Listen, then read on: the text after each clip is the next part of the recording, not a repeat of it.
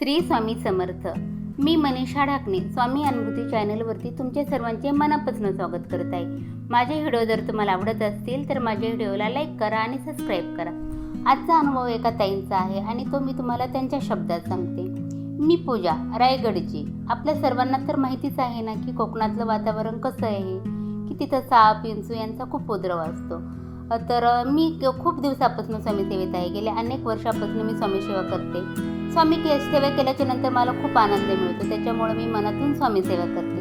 अशीच 2 ते 3 दिवसापूर्वी मी गुरुचरित्राचं पारायण केलं. पारायण केल्याच्या नंतर माझं पारायण खूप छान झालं. छान झाल्याच्या नंतर मग ज्या दिवशी शेवट होता त्या दिवशी शेवट पण माझा छान झाला आणि रात्रीचं मी निवांत झोपले. रोजच्या झोपेपेक्षा माझी आजची झोप मात्र खूप गाढ होती. मी खूप गाढ झोपले.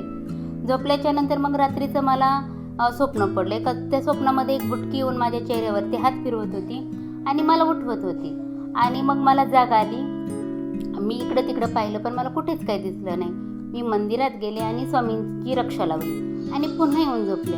पुन्हा येऊन झोपल्याच्या नंतर मला पुन्हा तेच स्वप्न पडलं की ह्यावेळेस मात्र ती म्हातारी माझ्या अंगावर ओढून घेत होती आणि मला रागवत होती की तू उठ म्हणून.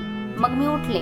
उठल्याच्या नंतर आपल्याला स्वामी काहीतरी संकेत देत आहेत असं मला वाटल्याच्या नंतर मग मी माझ्या स्वप्नाचा अंदाज लावला की माझ्या स्वप्नामध्ये येऊन बुटकी माझ्या अंगावर चढत होती आणि मग मी माझी चादर झटकली. तर चादर झटकल्याच्या नंतर त्याच्यामध्ये खूप मोठी गोम निघली. मग मी स्वामींचे आभार मानले की मी स्वामींचं मनातून पारायण केलं होतं. मग स्वामींनी त्यांच्या भक्ताला गोम चावून द्यायची नव्हती त्यांना, त्याच्यामुळे मग त्यांनी मला उठवलं. मग मी स्वामींचे खूप आभार मानले की स्वामी हे फक्त तुम्हीच करू शकता.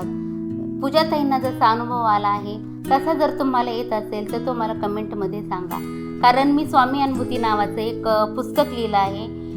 जुन्या नव्या सेवेकऱ्यांना जर अनुभव येत असेल तर ते तुम्ही मला सांगण्याचा प्रयत्न करा. मी माझ्या स्वामी अनुभूती भाग 2 मध्ये तुमचा अनुभव नक्कीच लिहिण्याचा प्रयत्न करीन. आणि जर तुम्हाला हे पुस्तक माझं हवं असेल तर ॲमेझॉनवरून तुम्ही हे बुक करू शकता आणि तुम्ही मला सपोर्ट केल्याच्या नंतर मला खूप आनंद वाटेल. श्री स्वामी समर्थ. जय जय स्वामी समर्थ.